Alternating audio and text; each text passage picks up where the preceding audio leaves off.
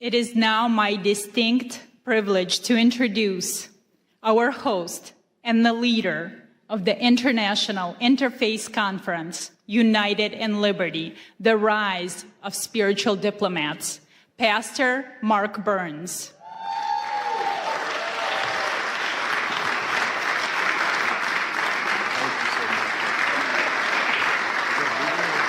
There's more.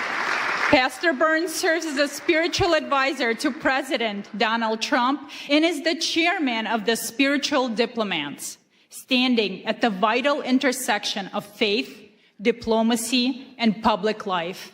He's also the founder of the Harvest Praise and Worship Center and the co-founder of the Now television network, extending his influence across faith, media, and global engagement. Pastor Burns boldly promotes unity and justice.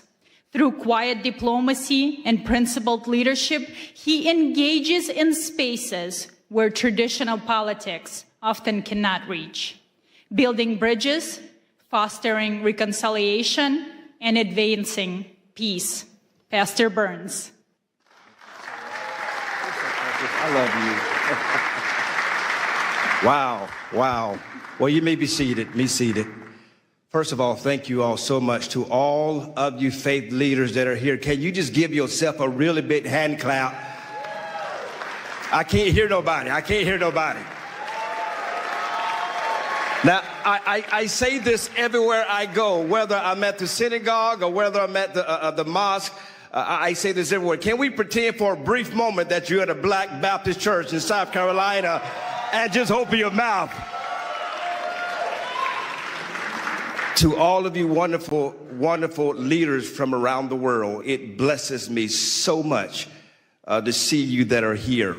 To ALLATRA and to Creative Society and to all of the wonderful volunteers from around the world that has helped make this happen. I just believe that we are truly the answer to ending true wars in this world and bringing world peace. You that are in this room right now, your voice matters. And I believe that in a society where we are breaking down barriers, in a society where division walls are being drawn up, it is we, the faith leaders of this world, that don't carry weapons, we carry wisdom. We don't carry policies, we care about people. And that's why we are here today. It is so important to me that you gather this in your heart, in your spirit. I don't care what your faith is. I know that regardless of what you believe, we stand in unity on peace and love. We are the advocates to speak for the voiceless. If you agree, say yes to that. If you agree, shout yes to that. Yes. We are here in our nation's capital to declare to the world, we would not be silent. We would not be moved by the divisions of this world, but we will stand for the voiceless. We will stand for those that need an advocate. We will work together to let the whole world know that there are more of us who desire peace in this world than those that desire power. Are you with me? Say yes to that. Yes. And so you will hear from some great men of faith, women of faith, influencers from all over the world. I pray that you stay all the way to the end because you do not want to miss not one word. But not only that, we will have a commissioning and pinning ceremony of new spiritual diplomats that will declare to the world, I will make a vow to stand for the voiceless and stand for those that need an advocate to speak for them. Are you a spiritual diplomat? That's the question you need to be asking yourself. Are you willing to go to the leaders of the world? Are you willing to bring a ceasefire in conflict zones around the world? Are you willing to go to the front lines? Are you willing to speak to those on the local level, the state level, the national level, or the international level? Are you willing to be an advocate for those that need your voice? regardless of your faith, you are a global leader. Your voice matters. We have dignitaries from all over the world that are here. And so it is time that faith and public life come together like never before. And we formulate an army of spiritual diplomats that would go behind the scenes, that will speak to the kings of the world, reminding them that why they have the power that's been given to them by the people. That power that's been bestowed upon them is not so that they may be empowered or rich, but they may use this power to speak to those that are less and to raise up those that need a helping hand. That's why you're here today. And together with all the faiths that are coming from around the world, this is what the world should look like. We are the true representation of human life and human dignity. This is a charge that you will receive today, to be a true spiritual diplomat. That you would go to your Muslim brother, you would go to your Jewish brother, you would go to your Christian brother, whatever the faith is, your Hindu brother, your Buddhist brother, whatever your faith is, regardless of what you believe or how you pray, you will stand on the fact that we are united in peace and in unity and in love. That's why you're here. And I pray that you received a mantle, a charge, to go out back to your countries, to go out back to your states, to go out to your provinces, to speak to the kings of your world, to speak to the leaders of politics and political world, and to remind them that you will be the voice of moral compass in their life, and remind them when they veer off and they start serving self-interest, you will be a voice to bring them back to the center and remind them who they are and why God has selected them in leadership. Let's bring peace to the world. Let's end the conflicts of the world. There's so much more that we're going to be doing together. This is not just a meeting. I need you to understand me clearly. If you're here just to be one of the number, if you're here just to take pictures, we don't need you nor want you. But if you truly here to roll up your sleeves and become the pit bulls of the world, and remind the leaders that you will not be silent, you will not be moved, but you will stand for those that are lost. You will lead the marches where there may need to be marches led. You will speak up for those that are being killed viciously. You would not be just keyboard warriors, but you would advocate for those that desperately need your leadership. If you agree with me, say yes to that. So that's why you're here. We're uniting the world together. And we started right here in our nation's capital. God bless you. Thank you all so much. There's much more to come. Please, please, stay to the end. You want to be commissioned. You want to be commissioned as a true spiritual diplomat, where you receive one of these spiritual diplomat pens that you wear with pride, that you're telling the world, I am a leader you could call on. I am a leader that will stand in the gap. I will always fight for those that need a voice and a helping hand. God bless you. Thank you all so much.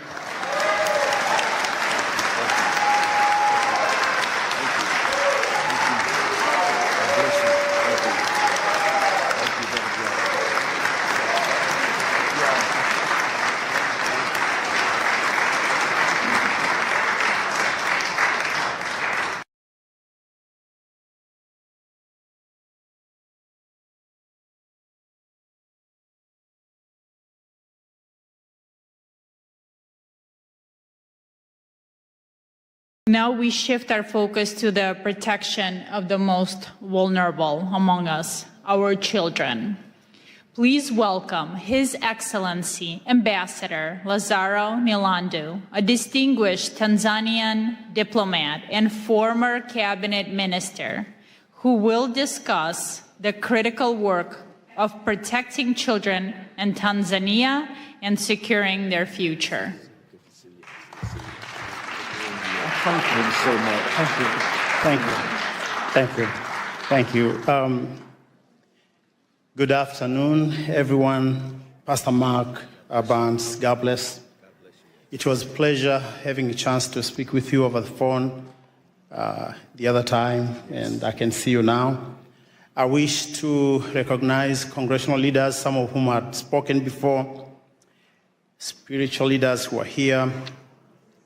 Ladies and gentlemen, it is indeed my great honor and singular privilege to speak before you on the subject of shared responsibility which we have before God and humanity, which requires all of us, one, to take care, to protect, and above all, to give the most love to the most vulnerable. And these are children who, some of them may be in harm's way anywhere in the world.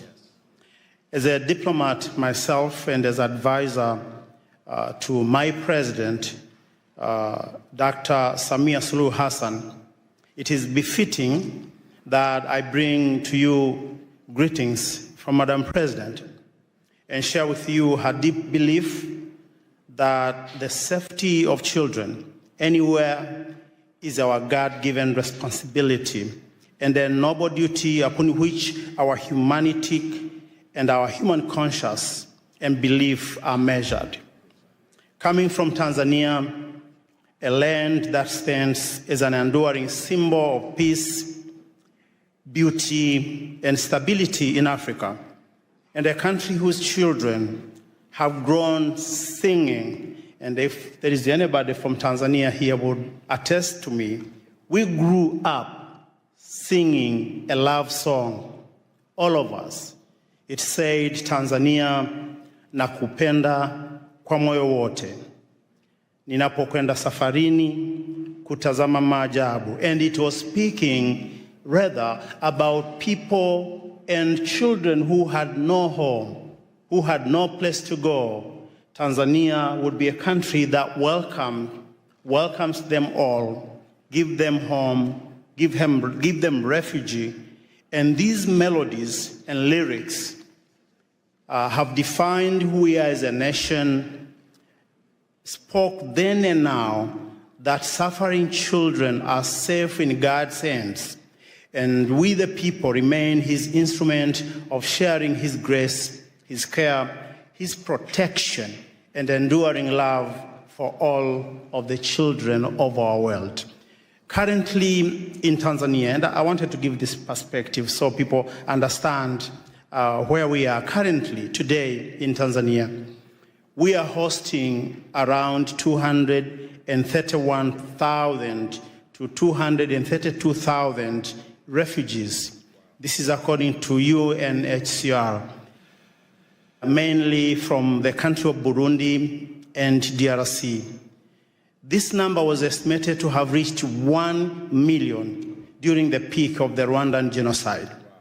Thousands of children, mostly those escaping brutal reality of harm, wars, and fear, have crossed into our country, into our borders, to find a home, to find love, and to find families. Tanzania has continued its open arm policy in shielding children and persecuted persons from neighboring countries and allow them to share in our endowed heritage, the hospitality of our warm-hearted people. And if you ever come to Tanzania, you find love in the street. You find joy in the street. There is something in the air when you walk the nights in the cities like Dar es Salaam and other places. The vast opportunity brought by our beautiful country, we have opened the door and arms for those that are in harm's way. Ladies and gentlemen, sometimes, and of course it does happen, bad actors have taken advantage of this generosity and access given to people from all around the world who wish to extend a helping hand in support of children in need across our land and, of course, across our continent. We had a story recently that Pastor Mark and I shared. Yes. This was a story of a man who was not a native of Tanzania. He had come from another beautiful country, and his name was Jakub Jahl from the Czech Republic. This man, whose infamous actions represents a modern-day cross-border criminal rings targeting children, is alleged to have abused children and misappropriated charity funds meant to support those same children in need in an orphanage somewhere in Moshi, just beneath the beautiful foot of Mount Kilimanjaro. This man became a monster in hiding, accused of abusing children in the most inhumane ways. And Jacob is reportedly to have arrived in Tanzania sometimes in 2020, initially as a community support lead through an organization called Nature Skills, which was supporting vulnerable children and promoting environmental action. Such actions are abhorrent and contrary to international laws and to the laws of the United Republic of Tanzania, and hence a coordinated due process to bring the perpetrator and his associate to justice is warranted, and regardless of where they may be hiding today in the world. Tanzania, under the able leadership of Dr. Samia Suluhu Hassan, our first female president, proud mother and a leader, has stood tall among nations in Africa by advancing Pan-African policy to protecting the rights of the children. Even during our darkest hour, our nation and her people has reason to find a reason, compromise, and purpose to continue holding all our children by the hand and keeping the faith in the greater good of humanity through God. It is well noted that during the years of J.F. Kennedy, and this is a man that many Americans remember with pride, this was back in 1961 to 1963. These years were known for the youthful energy of his new frontier vision, as America faced multiple challenges and opportunity at the same time. And among them, I remember from reading and from understanding, it was Cuba Missile Crisis, establishing a Peace Corps that continue to bring change across the world today, and also advancing the space technology.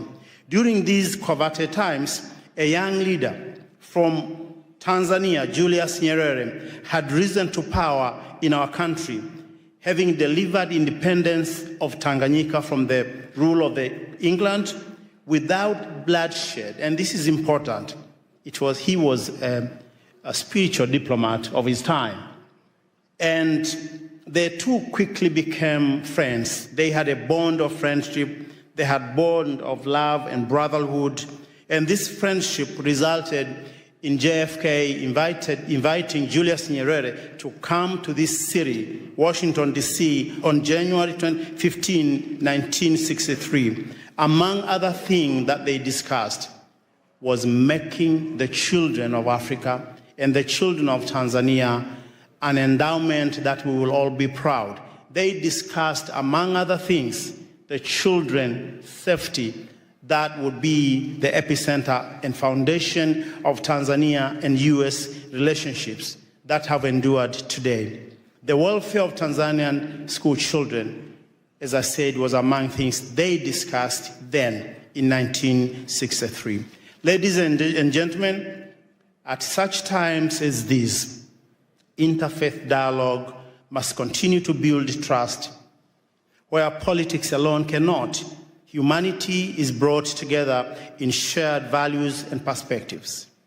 The unity among faith communities is essential in addressing today's global challenges, the safety of children included. It is our sacred duty and shared responsibility to go beyond the call of duty, anything that we are, that we believe, that we want to do, to making sure the freedom of religion, the beliefs, and the faith is protected for all, because this is foundation upon which we can have societies that are strong. Ladies and gentlemen, whatever that happened now and today, I wish to say that One of the famous things that Nelson Mandela once said was that Africa, as he was looking at the continent, having come out of jail, he said, Africa, the Lord gave you struggles, and struggles made you strong. We are all made strong because of some of the things we go through. And I believe as we continue to stand united, as we continue to work together, the voices of far places like Africa, what we do, what we are achieving should be part of the contribution, positive contribution to this debate in the world, to making our world a better place. And I want to finish by giving you this. Someone somewhere in Africa continue to believe we do have that African dream to be a better people, to be loving, to open our hands to the rest of the world. We are over 54 different countries speaking hundreds upon hundreds of languages, but yet when you visit the continent, even places where you may not have heard, there is love in the air. If you come to Tanzania, if you come to places like Arusha, Mount Kilimanjaro, and you go to just ordinary folks in the villages, you find love in the air.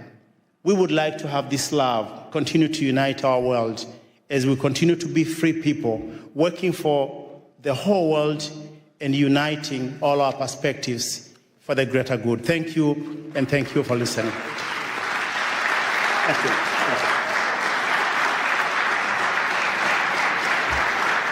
Thank you very much, Your Excellency. Thank you for bringing up the Jakub Jahl case as well, that has allegedly committed the grave crimes against children in Tanzania.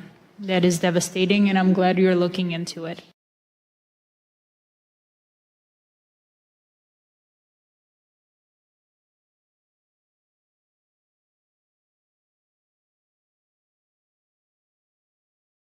Our next speaker has a truly extraordinary background. Please welcome Ms. Aliyah Rosa, a former secret agent turned women's empowerment coach. She has risked her life to stop criminal networks. She speaks to us today on the dark reality of child and human trafficking and the fight to save innocent lives. Thank you. Thank you, beautiful souls, spiritual diplomats, and thank you, Pastor Mark Burns, for bringing us all together, for inviting me. I would never imagine being a little girl born in corrupted communism, the country which doesn't exist anymore, thank God, USSR, that one day I'll stand here in front of you in the nation's capital, the symbol of freedom, liberty, unity, hoping for peace, right? We are all ambassadors for the peace, right? And the hope and love. I'm also very happy to see here children. Please raise your hands who are parents and who have children. 99%. Did you know that according to United Nations report, there are over 27 million people are sex trafficked globally? Think about this number, 27 million people. Once I was working as a secret agent in Russia, in FSB, fighting against human and drug trafficking. Together with my team, we saved and rescued over 500 underage children. Unfortunately, some of those children we couldn't rescue, it was too late. And I still remember their faces, and I still remember the faces of their parents who begged us to help them, but it was too late. Some of my colleagues have died during these missions, and let's take a moment to pray for their souls to rest in peace. So that's why, as adults, it's our responsibility to educate children, not just our children, but all children. Thank you. And that's why it's so important for us to speak about these global issues, to check social media of our children, speak with our children's friends, to support and report to adults or authorities if they will see suspicious behaviors. Create communities and speak about these social issues like we do right now. And hopefully, maybe today, tomorrow, you will share this information with your friends, with some kids, and they will remember that. And one day, when they will go to public places, they will not take from someone a drink or a sweet, and they will not leave their drinks unattended, because this is very important. My son is 16 years old. He was going out with his friends at 6 p.m. He calls me crying that 2 girls from his class were picked up by the car and they drove somewhere. Thank God in Snapchat they have the location. So I pick up my car, my son, I pick up my car, and we drove there to find them. They were picked up by 2 men, 40 years old about. We reported that issue. But this can happen with anyone. Imagine it could be your kids, imagine it could be kids of your family members or your friends or so on. That's why as adults we need to bring awareness, especially to our young generation, because this is our future. Yes.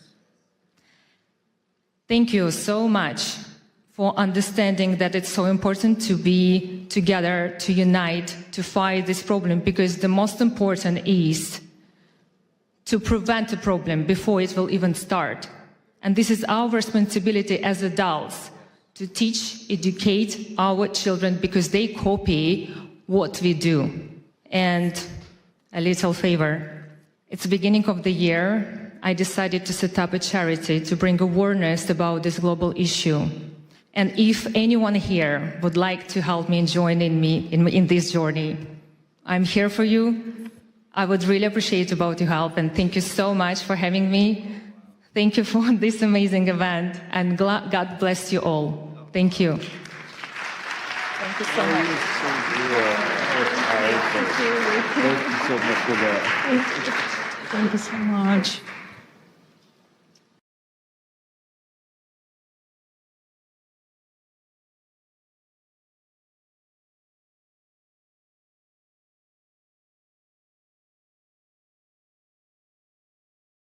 Our next distinguished speaker is Sir Professor Dr. Gabriel Paupe Andreoli, President of the Institute for Advanced Studies and Cooperation and an ethical AI leader affiliated with the Vatican. A polymath in medicine and ethics, he addresses the shift from law to conscience, discussing the future of global governance.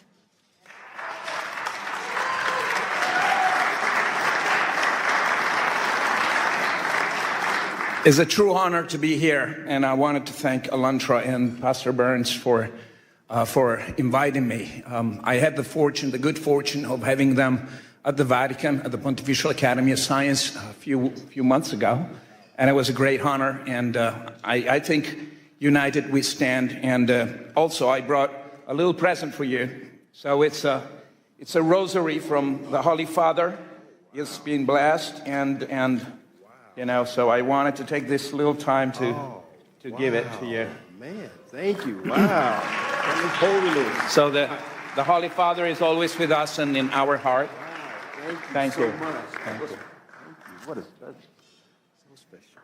Wow. I'm going to try to read this, and because I think it's important. We're standing in a threshold of a new era, and I need your help. We all need to stay together. So esteemed spiritual leaders and diplomats, ladies and gentlemen, we're living in a time of extraordinary paradox. Never before has humanity possessed such technological power, scientific knowledge, and global connectivity. Yet never we face such a systemic fragility, polarization, and planetary risk. This paradox reveals something essential.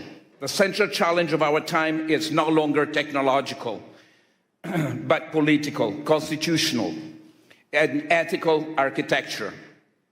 At WEF in Davos yesterday, Leaders have spoken of the essential need for a new world order, and it was about time.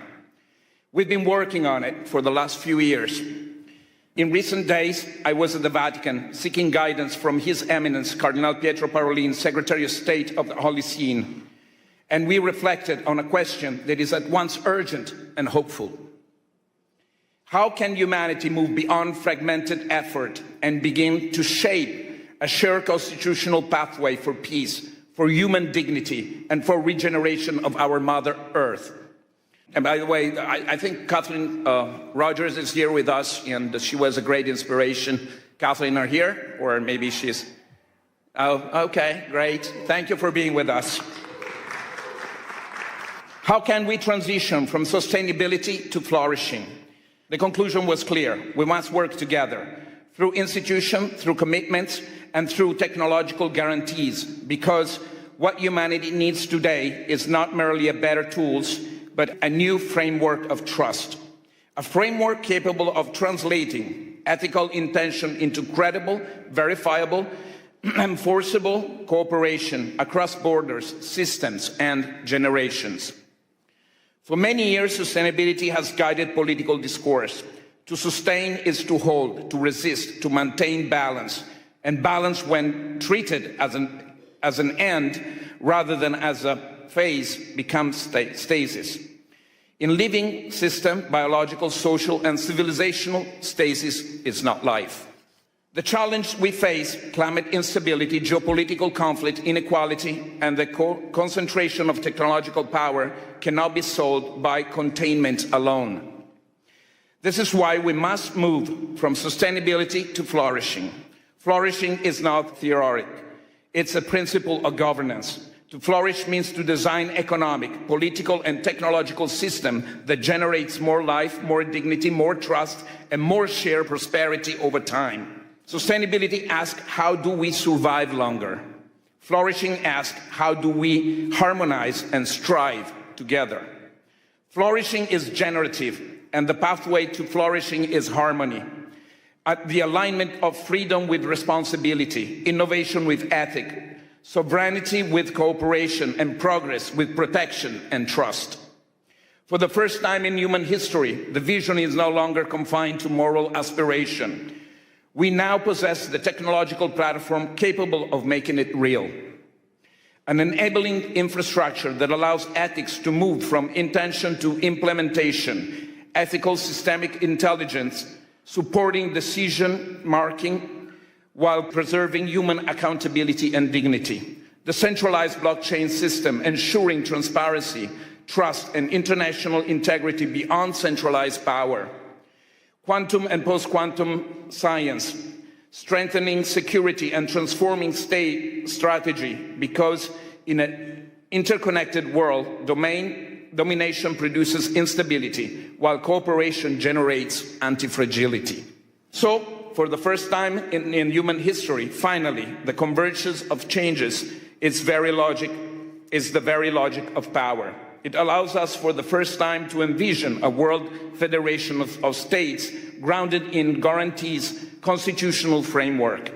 Not a global government, not an empire, but a federation of guarantees, limits to power, protection of rights, constitutional safeguard for dignity, peace, harmony, and the regeneration of our leadership and relationship with the earth. Peace has to be a strategic infrastructure. For too long, peace has been treated as a moral aspiration or a diplomatic outcome, but peace has failed repeatedly because it lacked the institutional and economic infrastructure. Almost there, don't cry. War remained profitable because peace was structurally weak, too dependent on personalities, too vulnerable to manipulation, too exposed to capture of institutions. That equation can now change. In the regenerative paradigm, peace becomes economically advantageous, strategically stabilizing, technically innovative, and socially resilient. Cooperation scales better than conflict. Trust multiplies economic and social value faster than fear. Regenerative systems outperform extract ones. In this model, peace is not only ethical, it's strategically and economically superior. But this transformation requires a decisive evolution of governments. Ethics must move from aspiration to architecture. It must be embedded by design. Ethical IE is not decoration, it's a safeguard. Decentralization is not ideology, it's institutional anti-fragility. Guarantees constitutionalism is not theory, it's a protection against systemic abuse of power. Without ethics, technology accelerates inequality and instability. With ethics, technology becomes an engine for flourishing. We're building a platform for scientific technological diplomacy, a space for spiritual dialogue beyond ideology, constitutional and policy proposals aligned with emerging technologies and practical frameworks where peace is treated as a system, not as a slogan. Not ideology, but governance. Not utopia, but institutional design. Not theory, but action. A constitution is not merely a text. A constitution is a shared commitment to the future. We believe that time has come to give momentum to a new guarantees constitutional pathway for peace, one that can be endorsed, undersigned, and advanced by institutions, leaders, and citizens of conscience. I therefore invite you all to engage, to follow this work, to contribute to it, to undersign it, and encourage others to do the same, because the future is no longer something we merely debate. It is something we are now responsible to design together through policy, law, technology, and leadership. We started, let us embrace as a spiritual leader. We can. Let us build what is structured, safeguard, and regenerative for all of us and our children and future. Thank you all.